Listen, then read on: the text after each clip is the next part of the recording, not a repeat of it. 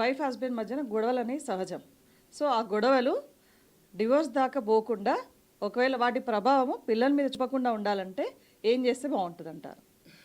Madam శ్రీరామచంద్రుడు సీతమ్మదేవి కూడా కొట్టుకునే ఉంటారు మేడం ఖచ్చితంగా.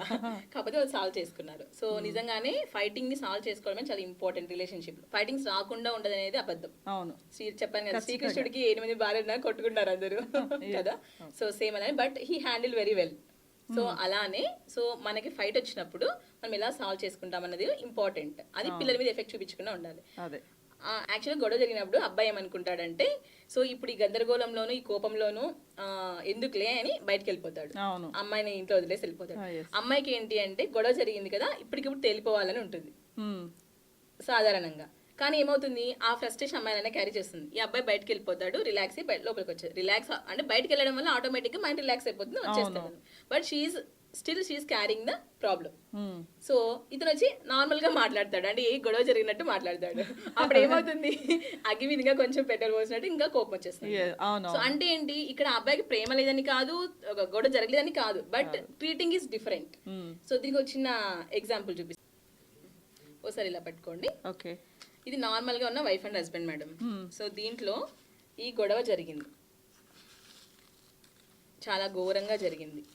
సో ఎలా అయిపోయింది, డర్టీగా అయిపోయింది కదా. సో ఇప్పుడు ఏమనుకుంటాడు, అబ్బాయి పక్కకి వెళ్ళిపోతాడు. సో అమ్మాయి ఇంట్లో వదిలేస్తారు. సో కొంతమంది పార్ట్నర్స్ ఏమనుకుంటారంటే అబ్బాయి అయినా అమ్మాయి అయినా కొద్దిసేపు ఈ టాపిక్ వదిలేస్తే ప్రాబ్లమ్ సాల్వ్ అవుతుంది కదా అనుకుంటారు. ఎస్, కొద్దిసేపు దీన్ని ఇలాగే వదిలేయండి.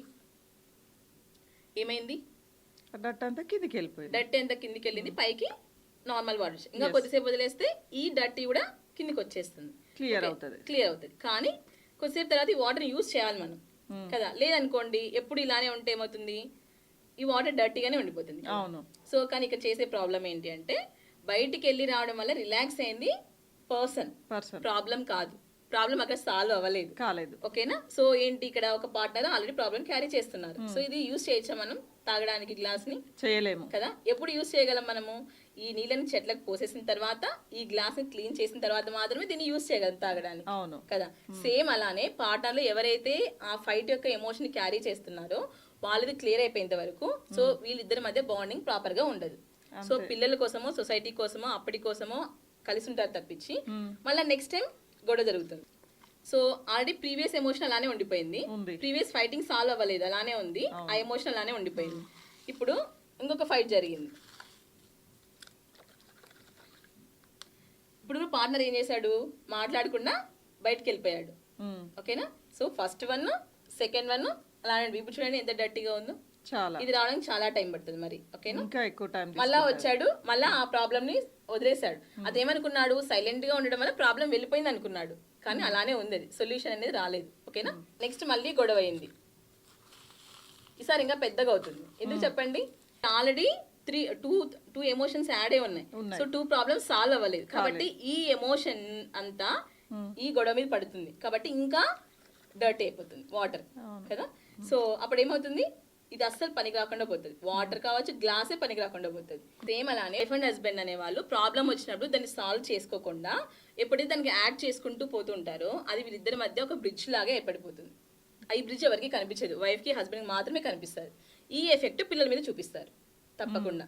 సో హస్బెండ్ బయటకు వెళ్తాడు కాబట్టి చూపించలేకపోవచ్చు, బట్ మదర్ వర్కింగ్ అయితే okay, she can relax some time కదా. హౌస్ వైఫ్ అయితే ఆ ఎఫెక్ట్ కంపల్సరీ పిల్లల మీద వాళ్ళ పేరెంట్స్ మీద ఖచ్చితంగా చూపిస్తుంది.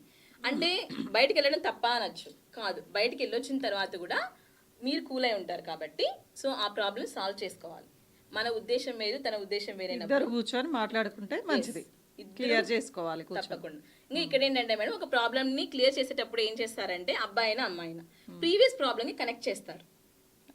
నువ్వు ముందు కూడా ఇలానే చేసావు, ఇప్పుడు ఇలానే చేసావు కదా, అవునా కదా. ఫ్రీక్వెంట్ ఎవరైనా చేసేది ఫస్ట్ నుంచి చూస్తున్నా, పెళ్ళైనప్పటి నుంచి చూస్తున్నా, నువ్వు ఇంతే. ఇక్కడ దాని వరకు ఆపేస్తే పర్లేదు, ఇంకేం చేస్తారు, నెక్స్ట్ పేరెంట్స్ దగ్గరికి వెళ్తారు. మీ పేరెంట్స్ కూడా ఇలానే చేశారు, అందుకే నువ్వు ఇలా చేస్తున్నావు, మీ పేరెంట్స్ అయిపోయింది. ఒక చైన్ ని బ్రేక్ చేయండిరా అంటే దానికి మనం యాడ్ చేసుకుంటూ పోతున్నాం కదా, మనిషి నైజం అది కామన్. సో దాని వల్ల ప్రాబ్లమ్ సాల్వ్ అవ్వకుండా ఇద్దరి మధ్య ఒక కోల్డ్ చైన్ అనేది ఒక కంపల్సరీ బందీ చేసేస్తుంది. దీని వల్ల కూడా చిన్న ప్రాబ్లం కూడా పెద్దగా కనిపించడము, అది మ్యాటర్ లైఫ్ ని డిస్టర్బ్ చేయడము. ఇంకొక విషయం ఏంటంటే మేడం, మ్మ్. ఈ చైన్ సిస్టమ్ ఎక్కడ వాడాలి తెలుసా? బేసికల్లీ ఇక్కడ ఒక సమస్యకి ఇంకో సమస్య యాడ్ చేసుకుంటూ పోతున్నాం, కానీ ఇది వాడాల్సింది ఎక్కడ తెలుసా? కాంప్లిమెంట్ లో వాడాలి. ఓకే ఆ, ఫర్ ఎగ్జాంపుల్ నిజం. ఇప్పుడు ఫర్ ఎగ్జాంపుల్ ఈరోజు భార్య వంట బాగా చేసింది అనుకుందాం, అప్పుడు ఏమనాలి? ఈ బంగాళాదుంప కూర భలే ఉంది, ఆ రోజు చేసావు కదా అది ఫ్రై అయ్యి, కానీ ఇది కర్రీ, కానీ రెండు టేస్ట్ చాలా బాగున్నాయి అంటే ఏంటి? ఈ కాంప్లిమెంట్ కి లాస్ట్ కాంప్లిమెంట్ యాడ్ చేయాలి ఓ సూపర్ కదా. అప్పుడు ఏమవుతుంది? ఇది రిలేషన్షిప్ ని బిల్డ్ చేసుకుంటూ పోతుంది చైన్. బట్ ఇదే చైన్ ఎక్కడ వాడుతున్నాం? నెగిటివ్ వేలో వాడుతున్నప్పుడు బ్రేక్ చేసుకుంటూ పోతుంది. అంటే ఏ సిస్టమ్ అయినా ఏ థియరీనైనా మనం వాడే దాన్ని బట్టి ఉంటుంది మేడం. ఇంకోటి చాలా మంది చేసే తప్పు, చైన్ సిస్టమ్ లో నెగిటివ్ చైన్ సిస్టమ్ అన్నమాట ఇది. ఒక ప్రాబ్లం కి ముందు ప్రాబ్లం తయారు చేయడం లేదా ముందు ఉండే పర్సన్స్ ఇన్వాల్వ్ చేయడం అనేది నెగిటివ్ చైన్ సిస్టమ్ అంటాం మేడం మనం. ఇది చేయకూడదు. సో ఏ ప్రాబ్లం అయినా సరే భార్య సైలెంట్ గా ఉందనో లేకుంటే నువ్వు సైలెంట్ గా ఉన్నావనో సమస్య అనేది సాల్వ్ అయిపోయినట్టు కాలేదు. సైలెన్స్ ఈజ్ నాట్ సొల్యూషన్ కాదు. ఓకేనా? ఏ ప్రాబ్లం కైనా కొద్దిసేపు బ్రేక్ ఇస్తుంది అంతే సైలెన్స్ అనేది. కానీ ఒక సమస్యని నువ్వు కంప్లీట్ గా క్లియర్ చేసినప్పుడే మీ రిలేషన్షిప్ అనేది బిల్డ్ అవుతూ పోతుంది. దాన్ని సాల్వ్ చేయకుండా నువ్వు దానిపైన ఎన్ని పెట్టినా కానీ నెక్స్ట్ ఇది ఎఫెక్ట్ చూపిస్తూనే ఉంటుంది. దీన్ని నెగిటివ్ చైన్ సిస్టమ్ అంటాం మేడం మనం. ఇంకోటి ఉంటుంది మేడం, ఎలా సాల్వ్ చేయాలి, అదేంటంటే పాజిటివ్ చైన్ సిస్టమ్ అంటాం అనమాట. సో ఈ పాజిటివ్ చైన్ సిస్టమ్ అంటే ఏంటి అంటే, మనకి ఒక కాంప్లిమెంట్ ఇచ్చినప్పుడు ఆ కాంప్లిమెంట్ ని ముందు కాంప్లిమెంట్ తోనో ముందు పాజిటివ్ థింగ్ తోనో కనెక్ట్ చేస్తూ పోతే దాన్ని మనం పాజిటివ్ చైన్ సిస్టమ్ అంటాం. ఇది వైఫ్ అండ్ హస్బెండ్ లో యూస్ చేస్తే చాలా చాలా బాగా వర్కౌట్ అవుతుంది, రిలేషన్షిప్ బాగుంటుంది.